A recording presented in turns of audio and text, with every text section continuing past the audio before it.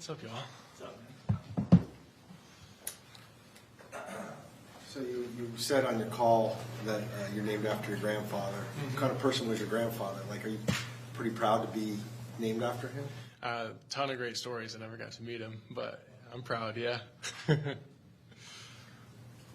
It's been a long off season with combine, draft prep, and all the good stuff. How excited are you to actually get on the football field and get to work? If there's a scale, I'd break it. Yeah, I love it. I'm so excited to be in a team and an organization. Just put my head down and work. What's your goal these next today, tomorrow, Saturday, Sunday for this rookie minicamp? What's the plan? How do you attack it? Just put my head down and work. Just lay a full brick every day. No half efforts, no cutting corners, no nothing. So just gain the trust of the team, organization, everything, and prove them right, having drafted me, and prove myself right. You know what I mean? So. You told us that you're a mauler on the field. How do you turn on that switch and kind of go into that mode on the field? It's a good question. I feel like the Lord's given me some awesome gifts of gentleness, kindness, patience, stuff like that off the field, but also on the flip side, like the physicality, the mauler, and I honor him in flipping that switch and like becoming super aggressive. And it's kind of just it's like a deeper rooted thing. It's not a really surfacey thing. It's like getting to a new level where I can really I don't know, just like you said, flip the switch and become someone that is legal to be between the white lines. So. Talked to Coach Lonnie, and he said that you control the C gap. Is that just is it a mentality thing, kind of following up on your last answer? Yeah, and that's something we preached a lot in the tight end room was we own the C gap. It's like on Keys to Victory every week was one of ours had to be like own the C gap, and so that's drilled into your head, and they did a really good job of that. And then in my mentality, it's like if I'm owning something, so no one can step there. So just making sure that I accomplish my mission. They do these measurements of all these athletic gifts. I'm sure you've seen this where you ranked really high over all the tight ends that have ever been measured since the late 80s. Mm-hmm. Do you feel like sometimes you're underestimated over how athletic you are and what you might be able to do when people say, oh, that's the blocker from Illinois? Yeah. Yeah, I mean, but that's okay.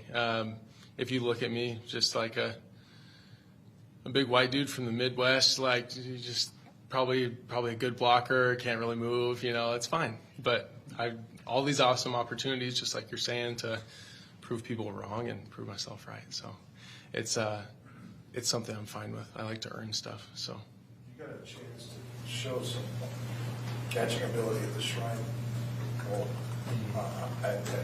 The Cardinals mentioned that to us, David Sears especially. How important was that for you to show the athleticism? Fine is one thing and all the combine stuff, and then go there and hey, actually throwing me a football, which I didn't get a lot of chances to do.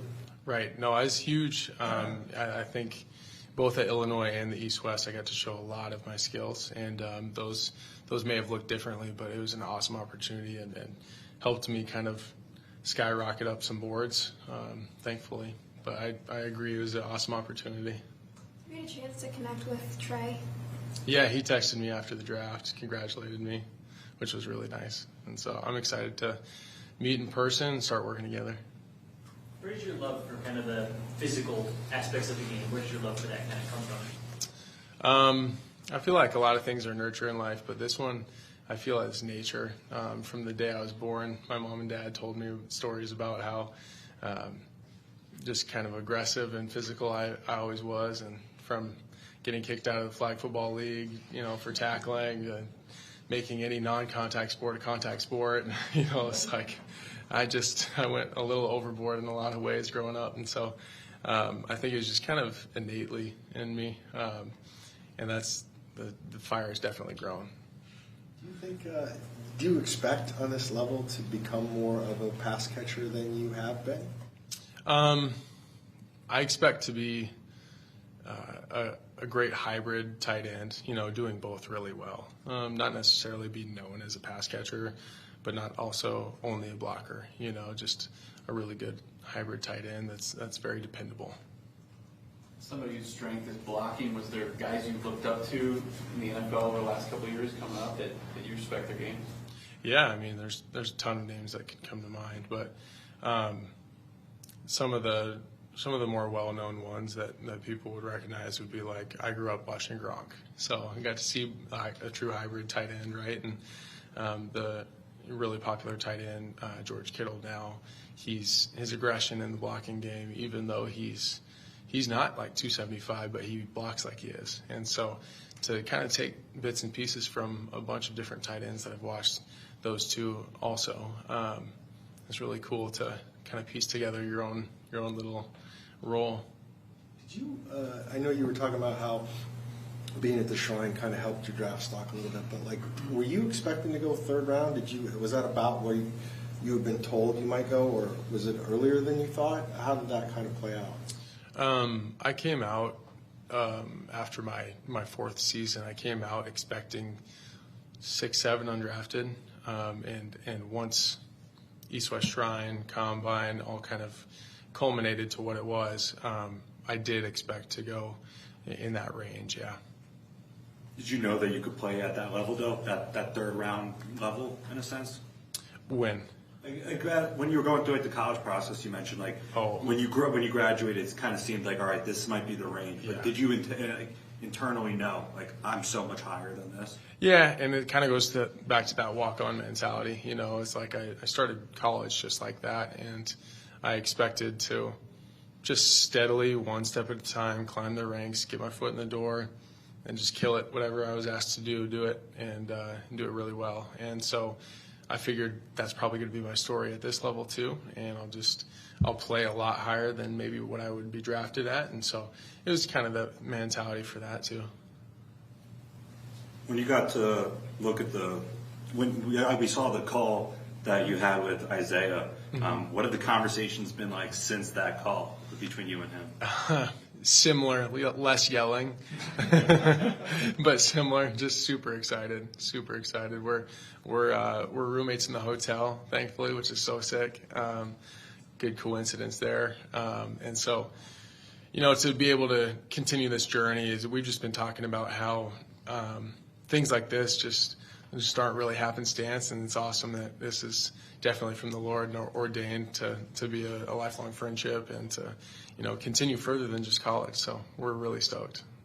How beneficial can it be just to have somebody you know so well already on the team with you? Shoot, I know. I feel like everybody knows the answer to that. Awesome. It's so good. It's a little superpower, right? Which is so sick. And I feel like it adds that comfortability and it adds that ability to kind of get your feet wet, get settled a lot faster. Just like you kind of insinuated right there is exactly that. What do you do off the field for fun? If I've got my pottery wheel with me, I do pottery. Throw a lot of pots. That was both my sister's wedding gifts was like sets of plates and bowls and mugs and all that. So I like to do that stuff. Gifts for people doing that. And then, around here, Illinois is a great place, but there's not a lot of hiking. And I'm a big hiker from South Dakota, western South Dakota. And so out here, there's naked mountains out here, not as many trees, but that's up north, I suppose. So we'll be hiking a lot. Pottery would seem to be contradictory to somebody as violent as you. It is. I feel like there's two sides of the coin, There's two sides of the coin. Like I said, I feel like, the gentleness and kindness are attributes that I am to pursue after the Lord's heart, and also, violence and dominance are as well. So I feel like having both sides of that is honoring and pretty cool. What did your sisters think of your gift? They love it. They send me orders all the time. They're like, yeah, make this next. Yeah, I love it. Two sisters older, yeah. And then you gave them both plates and all that stuff. Yeah. Mm-hmm. How long have you been doing that? I learned on YouTube like my senior year of high school during COVID, and just kind of picked it up. What's that? Can you You make coffee one? I can make coffee mugs. You take one? Anybody else? What got you into pottery out of everything else? I don't know. I've always been kind of an artsy guy, with drawing or painting, but in this case, like throwing and sculpting. But my mom, I say she's better than Bob Ross at painting murals. She's crazy. No woes here. She's amazing. Ross is a legend. She's a legend. So, got the gene from her, yeah, and then just kind of ran with it. What's come further along, your pottery game or your football game? Football. I spent a lot more time doing that. The hiking trails found good food spots out here. Food spots, you say? We have a really strict diet, my wife and I, so there's some places that are more holistic and kind of granola and organic that we go to. We found a couple out here, which is pretty cool. Can't really find a lot of times. Do you still not believe in birds now that you're a Cardinal? All right. It's a joke. There needs to be context. It's a joke. I believe in birds. I believe in God. He's our creator. There's creation. I believe in birds. We'll set the record straight right now. Thanks, guys.